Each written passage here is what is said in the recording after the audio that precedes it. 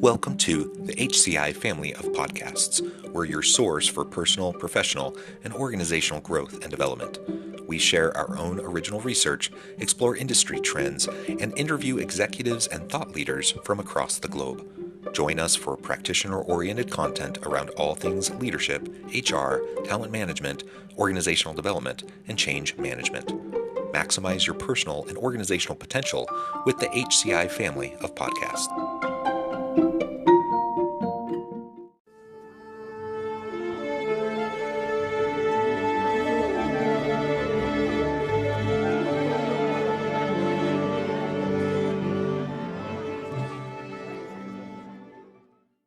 Jim Marshall, welcome to the conversation today. Thanks, John. Glad to be here. It's a pleasure to be with you. You're joining us from Arizona. I'm south of Salt Lake City in Utah. And today we're going to be talking about using Septemics to help others at work. And this is a new term for me. So as we were preparing for this episode, I was just doing a little bit of background research into this. It's really interesting and fascinating. So I'm excited to explore this with you. And I think it'll provide listeners and the audience with some really great insights. As we get started, I wanted to share Jim's bio with everybody. Jim Marshall is a polymathic intellectual who has devoted over 50,000 hours to the study and practice of multiple dimensions of human potential and development. He received a classical education as an honor student at a Jesuit military prep school, was accepted into engineering school while still a junior in prep school, and attended college on academic scholarship. Anything else you would like to highlight by way of your background or personal context before we jump in? Well, I should say that I am the discoverer of hitherto unknown natural phenomena, which greatly aid in the understanding of people, from which I constructed a revolutionary practical philosophic system called Septemics, and published it in the book Septemics, Hierarchies of Human Phenomena. Very good. So let's start with that then. What is Septemics? Provide that in kind of in layman's terms, an overview and a description for the audience. Okay. Septemics is philosophical science based on the fact that many phenomena related to human beings occur in a sequence of 7 levels. Literally, the word Septemics means of or pertaining to 7. Septemics comprises a collection of scales or sequences, each of which breaks down various human phenomena into a hierarchy of 7 steps. There are 35 such scales, each of which is unique, and together they span the spectrum of human experience, by which I mean any problem, dilemma, situation, difficulty, etc., that any person has can successfully be analyzed by one or more of these scales, usually more than one. Let's get into what some of these different scales are, as we're trying to think about how this could be beneficial, why Septemics is significant. I think it would be helpful to understand better what these scales are, because it's a big claim. It's a big claim to say, that you can address any sort of human behavior and potential issue using this approach. So can you describe that for us a little bit more? Well, let me just tell you in a general way how it's beneficial, and then I can give you a more specific answer. Okay. I wrote this book to help people. I've had a lifetime of helping people. Each of these 35 scales provides the user with an infallible way of determining the salutariness or beneficialness of any group, individual, or activity. If the group, individual, or activity moves persons up the scale, it's beneficial or positive. If it moves them down the scale, it's detrimental or negative. So you see, I'm giving you a yardstick, 35 yardsticks for human phenomena. More importantly, just finding out what level you or another person is at on any scale is by itself enlightening and beneficial. Every time you correctly find a level, whether it's for you or for another, one always has a realization. That's one of the ways that you know you found the right level. And finally, once you know the actual level of a person on any scale, you can improve that person by moving them up one level at a time. All of these advantages represent major steps forward for society. Each of these scales is an axis against which to evaluate human behavior, and combined, they empower one to understand, predict, and manage human affairs to a degree hitherto unattainable by most. Now, as to a more specific answer, the best thing I can do is tell you the names of the 35 scales, which takes about a minute. Okay. And then you know exactly what subject matter is covered in the book. There are 24 individual scales, meaning they apply primarily to an individual, and 11 group scales, meaning they apply primarily to groups.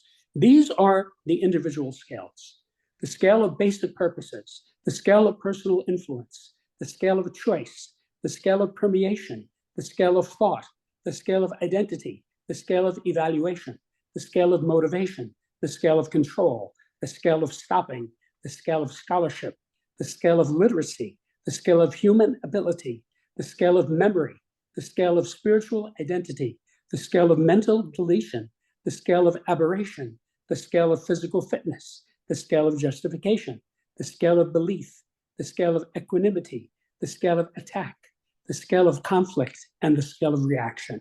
And these are the group scales: the scale of relationships, the scale of life spheres, the scale of government, the scale of civilization, the scale of survival, the scale of management, the scale of exchange, the scale of communication, the scale of allegiance, the scale of sexuality, and the scale of politics.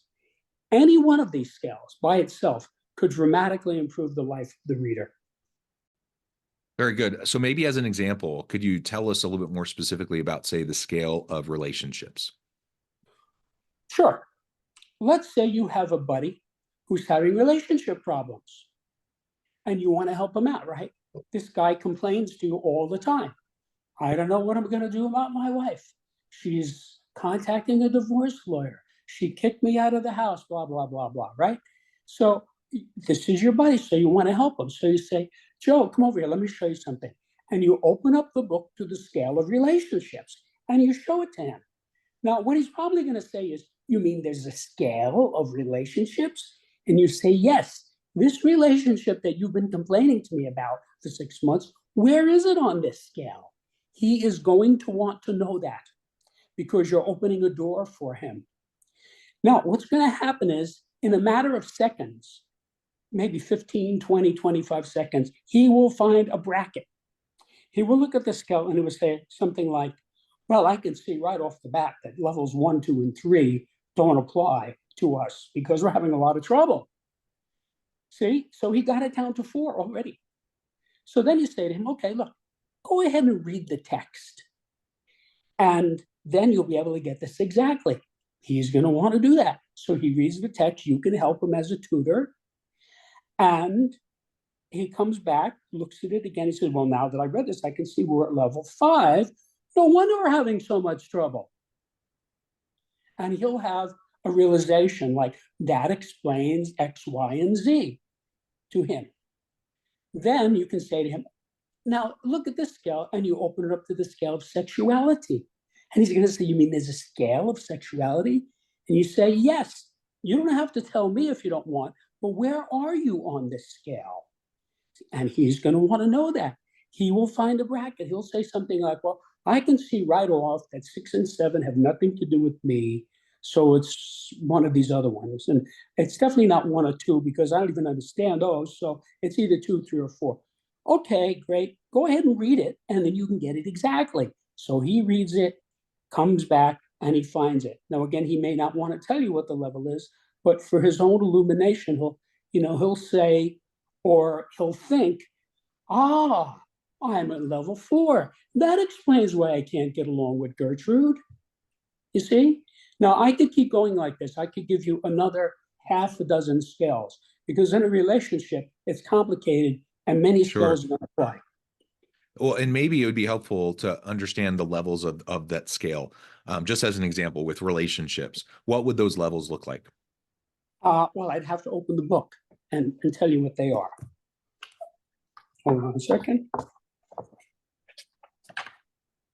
I think that could be helpful because I think anytime we have typologies or scales or kind of levels of development, I can find them to be very useful. And from a self-reflective standpoint, like you said, it's nice to kind of know where you might fit within a given typology. And then it gives you an idea of where you can go. But yeah, having a better idea of what those are would be helpful. Okay, so these are the 7 levels. I'm going to start at the bottom and bring you up. Okay, these are the 7 basic types of relationships. All relationships fit into one of these, and if it seems like it's something else, it's a subset. Okay, level 7 is obsession, which is a fixation. Level 6 is enmity, which is hatred. Level 5 is disassociation, which is dislike. Level 4 is association, which is neutral. Level 3 is friendship, which is liking someone. Level 2 is harmony, which is love. And level 1 is unity, which is duplication. Okay, so levels. yeah, so you're saying I would think normally you would start at like level 1, move up to level 7. You're saying we tend to start at level 7, we move down to level 1 over time as we develop relationships with others. Is that correct? Well, every scale is unique. Some of the scales, most of the scales, everyone enters at a specific place. For example, the scale of evaluation, for example, everyone enters that at level 4. There are no exceptions. And then either you go up or down. Okay. Some scales you enter at level 7, some scales you enter at level 1. Now, normally, one would enter a relationship at level 4, which is association. You start out neutral, right? Somebody says, John, I'd like you to meet Mary. Hello, Mary. See, that's the beginning of your relationship. You're neutral. Now, it could go up or it could go down. Right. Okay. Now, what's really important in these scales is that I have the correct order. And this is something that I know axiomatically to be correct from my lifetime of working with this. I'd like to tell you how I found this because that will explain a lot to you viewers. So the story really starts when I was accepted into engineering school at age 16. Now, of course, I thought at the time I was going to be engineering physical things like airfoils, motors, gears, chemicals, or whatever. But by the time I had my bachelor's degree, I realized I wanted to engineer the human psyche because that is the area of greatest unknown and greatest mystery. And more importantly, it's the area in which we as a race are failing miserably.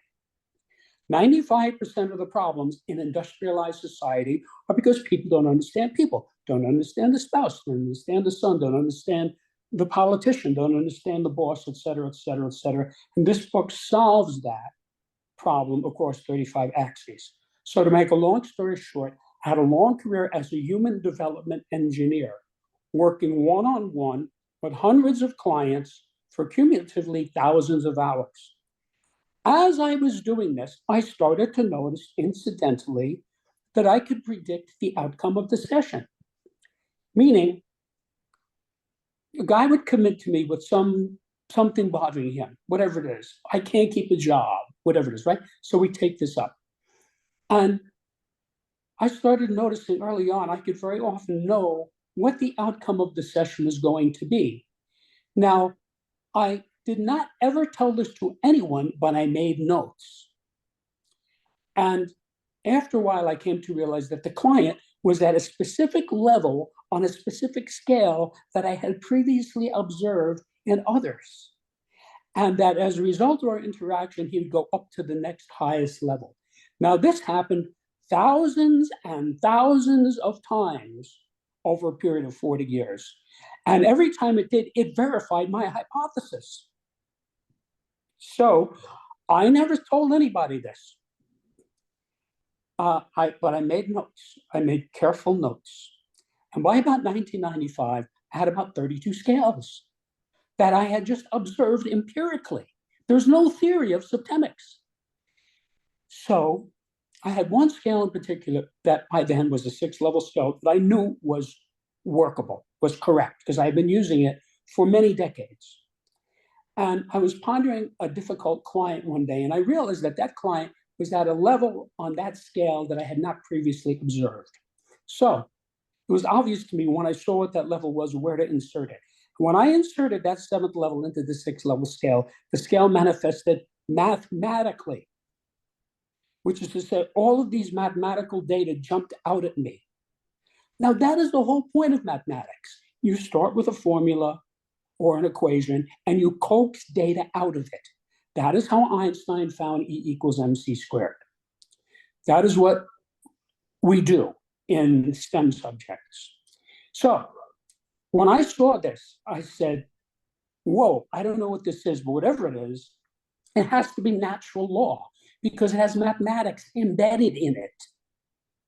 So then I said, wait a minute.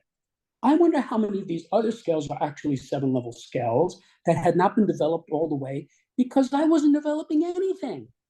I was just helping my clients and making notes. So then, knowing what I was looking for, I studied these other scales, and in a short period of time, each of them went to 7 levels, and as it did, it manifested mathematically. So in a short period of time, I had about 32 scales, all of which had mathematics embedded in them. And I said, whoa, I think I found a new subject here. And then I said, I could really help people with this data because I saw that I could go from helping people by the hundreds, which is what I had been doing as human development engineer, to helping people by the millions if I put this data in a book and get it out so people could use it. So then I said, I have to write a book. And I spent the next 25 years of my life writing this book. So the first draft of it was finished in December of 95. I sent it to colleagues of mine, all of whom had graduate degrees in a variety of subjects, and they all loved it. They had different responses, but very positive responses. And that told me, okay, this is what I think it is. So then I had to, in order to create this subject, first I had to discover the phenomena. And I pretty much told you how that was done, although I did find 3 more scales while I was writing the book. Then I had to take this data and use it to craft a workable philosophic system. Now, you have to understand, as an engineer, I'm only interested in facts and results. To engineering, opinions and beliefs are utterly irrelevant. So it took 20 years to craft this into a workable philosophic system that would work for anyone. Then the most difficult part was expressing this in a way that would make sense to the average reader. And I know I succeeded at that because I've been watching people use this now for 28 years. People get this. They look at it and they say, yeah, I see. This is cool. They get it. And the reason they get it is it's natural law. It's just like when you look at the Pythagorean theorem. It doesn't take too long to look at it and say, yeah, I see how this works. You know, you get it, and then you don't forget it. You keep it for the rest of your life because it's natural law. Or the Fibonacci sequence, same thing.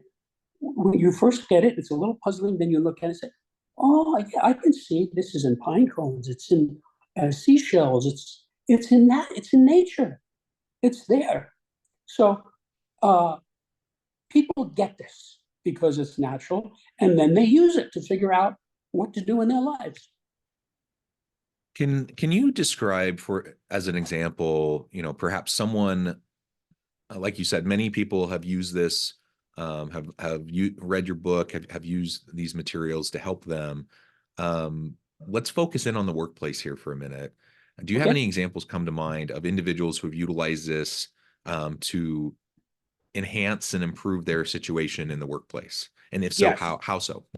Yes. First of all, as you might recall from my recitation a few minutes ago, there is a scale of management. Management is a synonym of organization. When you organize, you manage. When you manage, you organize. I have gotten it down to the 7 ineluctable functions of management. Anybody who's managing anything needs that scale because not only are the 7 functions there, they're in the sequence that they exist. And that scale dovetails with another scale called the scale of human ability, where when a person has an ability, it's at one of 7 levels. Now, it's significant if you're managing anything because you have to match the person's ability to the managerial level. For example, if a person is a professional, you want him to produce. You don't want to put him in an executive capacity. He's not up for that. However, if a guy's an expert, then you put him in quality control, and he will get all the producers to do their jobs better. You don't want him to merely produce because he's an expert.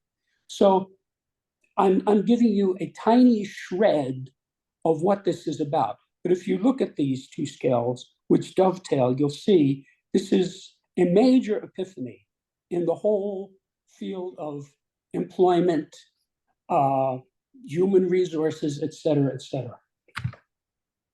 Yeah, very interesting. And as I mentioned earlier, there are lots of different typologies out there that are utilized in different settings, relationships and business, et cetera. So this sounds like another set of typologies, or you term them as scales, to better understand where we're at.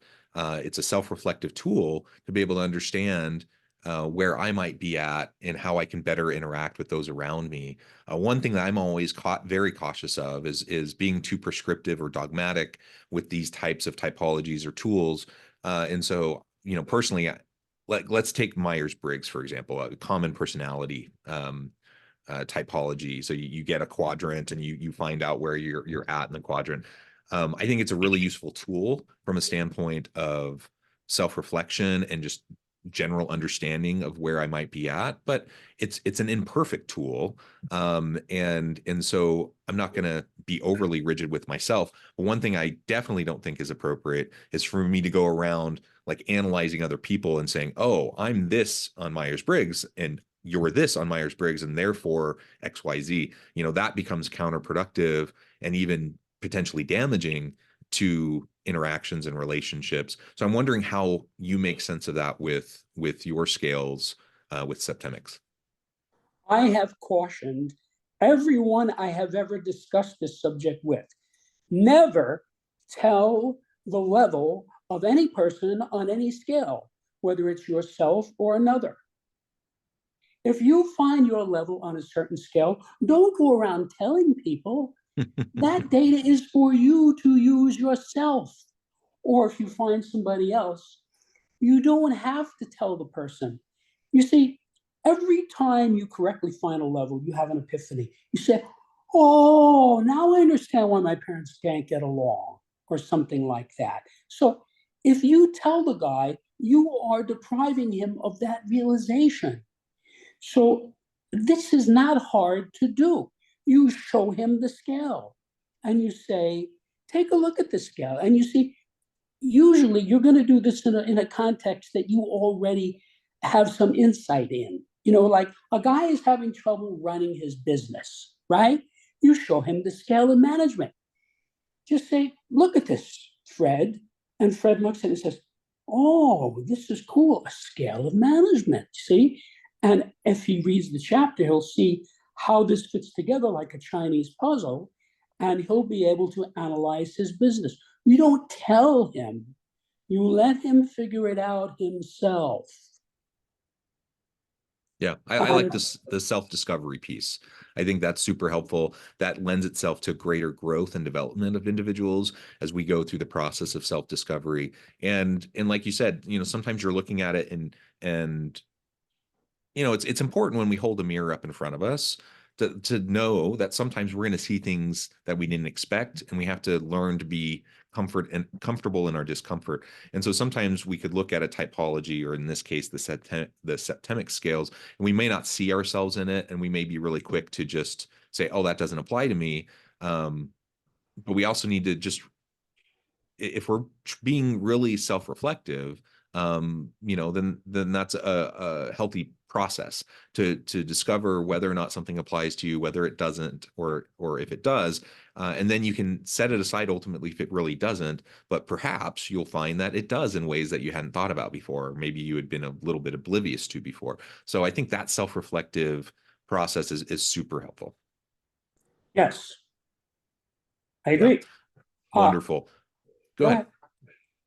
No, I was just going to say that the data in this book are vital for every human being, because every person is at some level on every scale. Now, you could ignore that data, but it's much smarter to use it. Read it and use it. It's just like the signage on the road. If you take your car out on the road, there's all kinds of signage that you are required by law to obey. There's a stop sign, no left turn, dotted line, solid line, speed limit, et cetera, et cetera. And if you don't obey those, you will get in a lot of trouble. There are hundreds of bad things that can happen to you as a result of not obeying the signage. This book is the signage across 35 axes. It tells you where the edge of the road is. And accordingly, it can help you to achieve your goals faster and easier by explaining what might otherwise seem to be inexplicable or random. I have done the heavy lifting by figuring this out. And I'm just giving it to people. It's very easy to get, very inexpensively. And all you need is the book. Once you get the book, you don't need anything else except maybe a dictionary, but I would say that for every book in the world. Yeah. Well, thank you, Jim. This has just been a fun conversation as I've learned a little bit more about Septemics and your approach.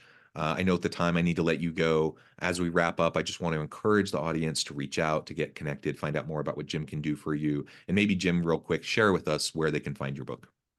Well, I invite your listeners to go to my website, which is septemics.com, SEPTEMICS, where you can see what many readers have said, what many journalists have written. You can read the reviews, you can read sections of the book itself, and you can listen to a pre-recorded introduction to Septemics, which will explain it in about 15 minutes to a new person. And it tells you where to get the book. It's available wherever books are sold, Amazon, Barnes and Nobles. It's an easy book to find. Just type Septemics into a search engine and you get hundreds of responses. Amazon usually comes up first. Wonderful. Thank you, Jim. It's been a pleasure. I encourage the audience to reach out, get connected, find out more about what Jim can do for you, check out the book. And as always, I hope everyone can stay healthy and safe, that you can find meaning and purpose at work each and every day. And I hope you all have a great week.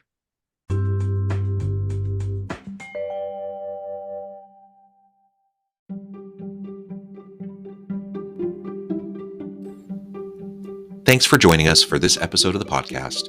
We hope you stay healthy and safe, and please join us again soon.